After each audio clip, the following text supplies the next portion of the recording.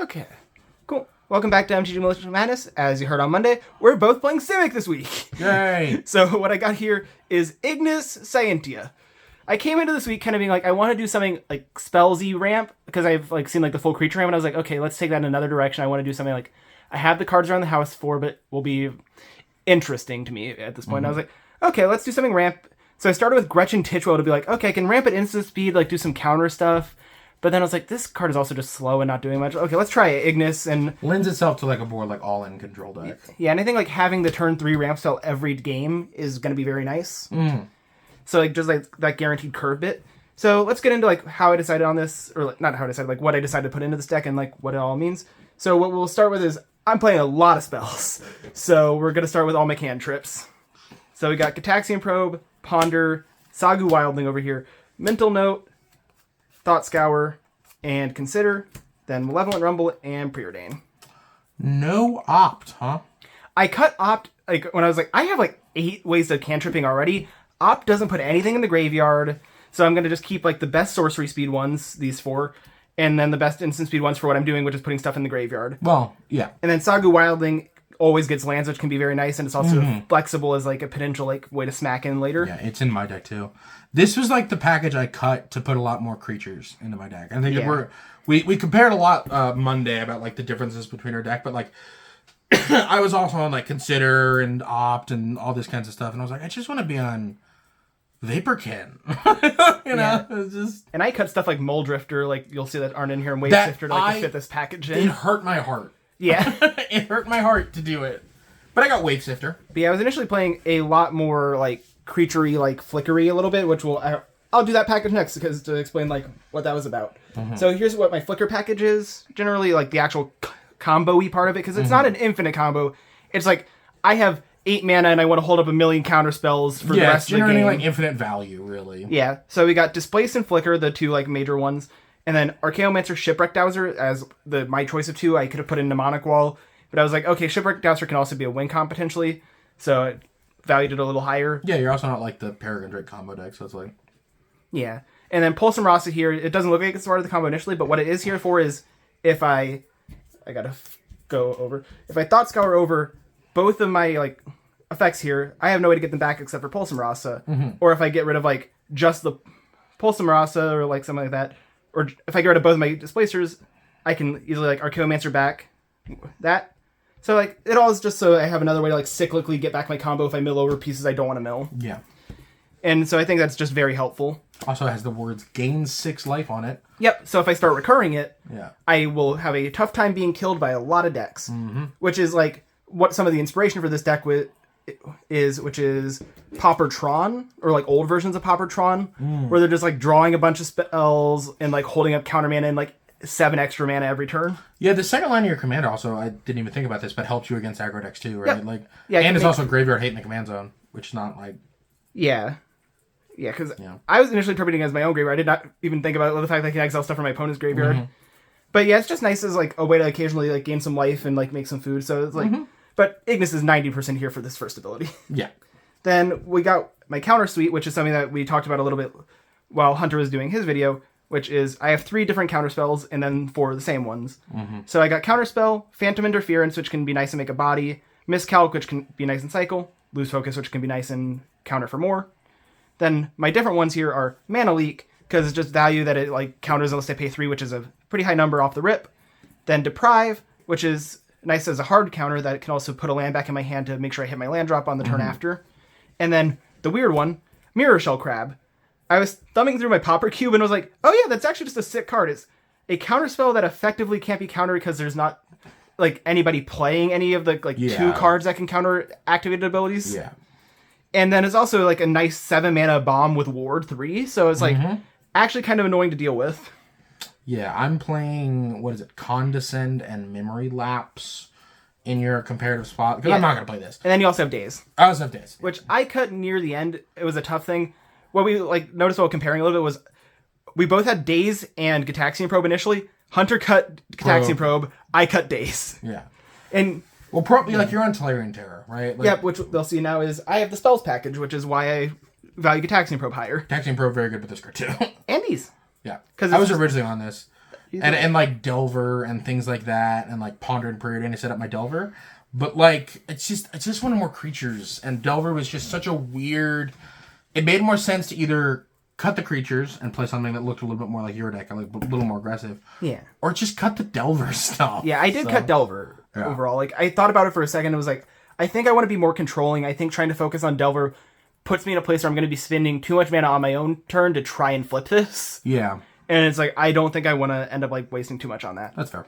And then what we got next is my couple of cards that are good to flicker early. So got 3 2-drops and 1 3-drop. So we got a card that I was actually a little bit surprised not to see in Hunters, but it's because he's more aggressive. So Coiling Oracle. It's a 1/1 that doesn't fly or travel. Yeah, but it can get a land to play, and it's just a nice sick one. I also thought about like putting Pond Prophet and Elvish Visionary in, but I was like, I think I don't need to go that deep. Those were all in my deck, and then I cut the flicker stuff, and I'm like, this Coiling Oracle doesn't seem very good anymore. Yeah. I was on the green-blue guy that becomes like a 5/3 Trampler when you cast a spell that's both green and blue. I don't know what that card is. Yeah, it's a skin... I'll put it up. It'll be up here right here, but it's a 2-mana guy that becomes like a big Trampler if you cast a spell that's both that's both green and blue. But yeah, for reference, this is my only actually Simic card. Yeah. But then I got I'm on several. Seagate Oracle to dig, because it's unconditional dig, that's why it's fine that it's costing more. And then we got Philagi and Augur Bolus, which Philagi's nice because it puts stuff in the graveyard. Augur is nice because it can search up an instant or sorcery. It's definitely worse than Philagi, because Philagi also says non-creature, so it can get my like 1 enchantment. Mm-hmm. But it's just good that like they can dig nicely and be good flicker targets. Mm-hmm. So if I draw like fairly early, I can be like, oh, it's turn 4 and I'm like leaving up Ignis and Augur Bolus on the field. Okay, I didn't need to counter. Cool. Got a land and a spell. Mm-hmm. And then what we got here next are my couple of like hard removal spells in the main deck. Hard in air quotes. Yeah, you don't really get removal in Simic colors. Yeah. So I've chosen my main deck ones like the better of the two that come in at 1, which is unable to scream because it means that their creature has 0 power. Mm-hmm. Because the other one is witness protection. Yeah, it makes it a 1/1. Yep. And then utter insignificance because it can come in at instant speed, so I can hold up stuff a lot better. So I don't have to wait to go back to my own turn to use mana that I would like to spend on my turn. Can you activate that bottom line of text of utter insignificance there, bud? Yeah, I do. Yeah. I have 1 Ash Barons in my deck. Yeah. So if I do play the Ash Barons factually, I could technically activate it. Exile it, yeah. Yeah, so it could become relevant, and maybe we'll see it. Hilarious! And then what I've been talking about, but like kind of circumventing the point on, is my ramp package. I got 6 spells. Mm-hmm. Partially, like, I don't need as many because my flicker spells... does it too. Yeah, my flicker spells become ramp spells once my commander's down. But I tried to focus on making sure before turn 3 I am having ramp. So there's one spell that doesn't fit into this, which is Dance of the Tumbleweeds. It's a 3-mana ramp spell, but in the late game with my Archaeomancers and all that, it can constantly be making like 6/6s to 20/20s because I have 20 lands. I don't think it'll ever actually get to 20, but that's like the range I'm hoping to be in. And then we have 4 2-mana ramp spells. 2 of them are better, which are 3 Visits to Nature's Lore, because what I can easily do is, like, if I don't want to play Ignis or, like, I want to hold up a counterspell on turn 3, I can go Nature's Lore, get a forest into play, and hold up, like, the island that I left untapped with the forest to hold up, like, a mana leak. Yeah. And then we got Farseek and Rampant Growth, which Farseek is nice because it can get my tapped duels, which are the... Tangled Islet and Rimewood Falls. Yep, Tangled Islet, Rylet. I said that backwards. Rimewood Falls, Tangled Islet. I also said Rylet Falls, but and then Rampant Growth is just Rampant Growth. It's mainly just here to fit the curve. It's mainly so I have an actual playset. It's hitting numbers, right? Yeah. 4 ofs. And then we have Search for Tomorrow, which is a card that honestly I love. Saw a lot of play in Modern back in the day with like primetime decks when they were more like focused on like just actually getting lands and scape shifting. Mm-hmm. But I think it's honestly just nice because if I do have the mana and like find it on turn 1, it'll put the land into play on turn 3, which can be very good for like holding stuff up while also like ramping, etc. Meaning that I'm not just like having to tap out for Ignis. Yep. And it's just a very good slot filler. And also at worst, if I do have to pay 3 mana for it, the land still comes in untapped. Yep. And that's just good. Sorry for the mildly abrupt cut. My phone just gave out for a second. We decided to be a potato. So, I don't know why. We're gonna go and start from where we left off, which was the Search for Tomorrows and all that are over here as the ramp. So lastly, for the main deck of like non-land, we have these refill cards. So we got Behold the Multiverse. The nice thing about it, scries then draws, so can actually see 4 cards deep, which is very good. Never foretelling it. Yeah. Oh god, never. No. And then it's gonna happen in the gameplay and be like, what? But yeah, then we got Eureka Moment. It's a nice 4 mana, draw 2, can put a land in play. I think it's generally better than Growth Spiral. Like, Gross Battle sometimes kind of goes card negative, so I was not feeling too hot about it, so it ended up cut. Yeah, both of them were in my deck. I just cut them because I wanted to be more proactive. Yeah, so this card will refill and at least go card neutral if I'm putting a land into play, so very good. Then we got Hieroglyphic Illumination, which actually ended up being the card I put in over Opt, which we talked about earlier. Very, very similar. Yeah, and I liked the option to potentially refill a little bit, like versatility. Yeah. No, I think it fits nicely. Also, technically the cycle's uncounterable, so that could be a thing. I don't know why you'd counter an Opt, but hey. And then we got Lorien Revealed, just good, nice 5 mana, draw 3, so it refills real hard. And then at worst I can Island Cycle it if I'm missing on lands, which kind of plays into the point of I'm actually playing only 20 lands, but I do have like this Lorien Revealed here, so can That's an interesting point of while you're fidgeting through your lands that our format has a free mulligan, so theoretically our land count should look different, and I think they do, and it's difficult for me as a player to play like 25 lands going down to 20 feels weird to me. Yeah, like I'm used to playing like low land decks because I play like tempo-y, stormy stuff, but like it does feel weird. But it's like when you don't have as many fetch lands, it's hard to like feel good about running like 24 lands for me, because then it's like you don't have as much way to dig out your lands that are doing that. So I like to play stuff like the Sagu Wildling and the extra like land cyclers instead to kind of fill that slot. It's funny, you're on one land cycler, I'm on one land cycler, and they're different. Yep. And then, so what my lands here are Tangled Islet and Rime Falls. They're very good at searching, being searched for, because all my 2 mana cyclers, except for Rampant Growth, I can find them. So that's the very big hint. Means that Farseek can also find green. Yep, exactly. And then I probably wouldn't have played Farseek if they weren't here, honestly. That would make sense. But then we got Simic Growth Chamber here, which is nice so that I can make sure I'm still hitting land drops after I've like thinned out so many lands. So it's like turn 4, okay. Well, I played enough lands, I can do this. Also, a really cool note of this is Ignis can hit it. Yep. So if I turn 3 play like Ignis and I don't have a land in hand and I hit this, it can be a godsend. Yep. Then we got Broker's Hideout, which is just some nice filtering, which also gains a life, which is why I put it in the same pile as Thornwood Falls, which just gains a life. I was just feeling like against aggressive decks, I might have trouble surviving, so any little bit helps. At one point, I even considered putting the gain 2 life Radiant Fountain in the deck, and I was like, I think that's a little too far. There are 2 of those now, right? Because I think Final Fantasy. Yep, there's a town one. Yeah. And then we got Meditation Pools here, which I like as like a late game. I can sack it off to draw a card. The nice thing is that sack is also at instant speed, so it's like I leave up like 5 mana for like counterspell and stuff like that. I'm not losing completely out. Yep. See our discussion last week, Monday, yeah. About the differences between this and Quandrix Campus. You're okay going down a land. I need to keep my lands in play for Tatiova. But either of those cards fills this slot well. Yep. And then we got Ash Barrens, which is also just at instant speed. I can cycle it away, so like it like lets me hold up my mana more. And also at worst, I can play it and it actually taps for mana. And activates Utter Insignificance. Yeah. Which I've now said for the 3rd time. But you only know 2 of those. 2 of those. And then we're on to my basic, which we've put as a 6-7 split. I didn't do that intentionally.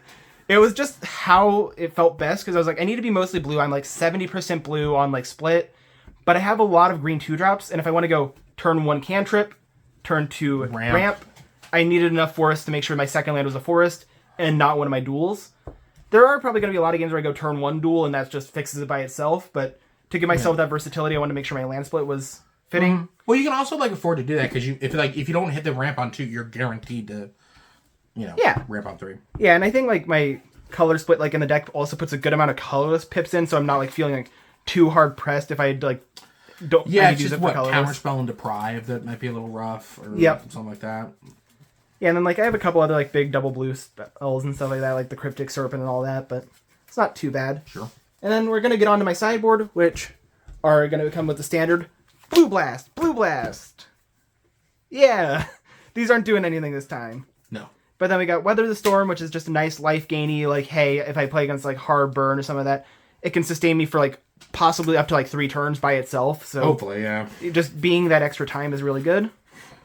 Then we got what I would say are my anti-other control deck win con. So if somebody has like hard ways of like dealing with like my couple of creature threats. Yeah, I don't have these. I want to make sure I have some stuff that will be a little bit more versatile. Yeah. So like waiting until their end step to cast Sprout Swarms, or just replicating Streameth odd enough times that I've now made it so I'm not decking out. Won the race, yeah. Yeah, because as you have probably seen, is I deck myself itself pretty heavily. This will be, I flip that now all to you with all this mana that I built up. Yeah. Because realistically, I could replicate this like 3 or 4 times in like one of those control matchups, which says, hey, we've been playing this game for like 10 turns, 15 turns now. You now have like 10 cards in deck because of this, and I just gotta wait you out.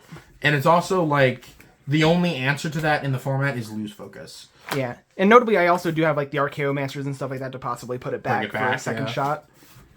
Then we got what I would say is my extra couple of removal spells. Lignify, Witness Protection. Removal. Yeah. But if I need, like, you know, sticky, like, annoying, like, guys dealt with... Like, again, color play, right? Just Like, a good we way don't to get do it. access to the good... To the bolts, or the snuff outs, or the... You know, we don't... Yeah. Then I got some anti-artifact here in... Well, anti-artifact enchantment, which I do have another one that's a part of my counterspell suite, which the Glamour is nice. It doesn't destroy it. It gets it back into their deck. So it can deal with some of the weird stuff that's, like, kind of wanting to be destroyed, potentially. But the nice thing about it, too, is, like, if they have something that wants to be in their graveyard, say, like, Molten Gatekeeper, that kind of stuff, it just shuffles it away until they eventually draw it, which hopefully they won't again. Tithing Blade, you know, that kind of stuff. And then we got Heritage Reclamation here, just very versatile. Can also just, like, nicely draw me a card if I do need to just cycle it away. It being an instant, it fits nicely into my game plan because of that, so it never feels super dead. Yep. Then Annul, just flexible from artifact or enchantment decks. 1 mana, hard to beat 1 mana. Then I got Spell Pierce, Dispel, Essence Scatter as just a set of, like, anti-blanket counterspells. So if I'm playing against more controlling stuff, Dispel, Spell Pierce fit in nicely. If I'm playing against something more aggressive, Essence Scatter can come on just to make sure I have a turn 2 answer to something that's coming into play. And just fits nicely there. This is how blue interacts. Yeah, I probably would have, like, found a Remove Soul, but I didn't have time, and I was like, okay, I'm just going to play only the Essence Scatter. Yeah, that's fair. For people who don't know, Remove Soul is Essence Scatter. Yeah. Just the way earlier version. I just think they... I think it's from Portal, so it actually says Sorcerer on it. There might be a Portal printing, but I know there are some, like, other, like, early Portal printings, too. They definitely are. But then I got Relic of Progenitus and Tormod's Crypt. Relic feels a little weird in this deck because I do like my graveyard, but I just like it to sit here as, like, early on I can just pick apart my opponent's graveyard and then just try to either, if it goes super late, activate it when I don't have a critical thing in my yard, There are also pop it early. Yeah, there are also decks in the format that like the graveyard more than you. Oh, yeah, exactly. Like Akawali, for example. Yeah, if I'm playing against a hyper graveyard deck, I'm going to pop this on, like, turn 3. It doesn't matter that I had, like, 2 cards in my graveyard. Yeah. It's only, like, hyper late game that I'm going to be annoyed that I'm having to pop this. And so I was like, it fits. I can pay the cost for it. It's also okay against other Tolarian Terror, that kind of... Those types of decks. And so that's it for the deck. We'll see you in the gameplay. And I'm going to try to make sure that another, like, editing thing does not have to happen. You don't get, like, 4 jump cuts next video. Yeah. Like, comment, subscribe, and join the Discord. Yeah. Do all that good stuff.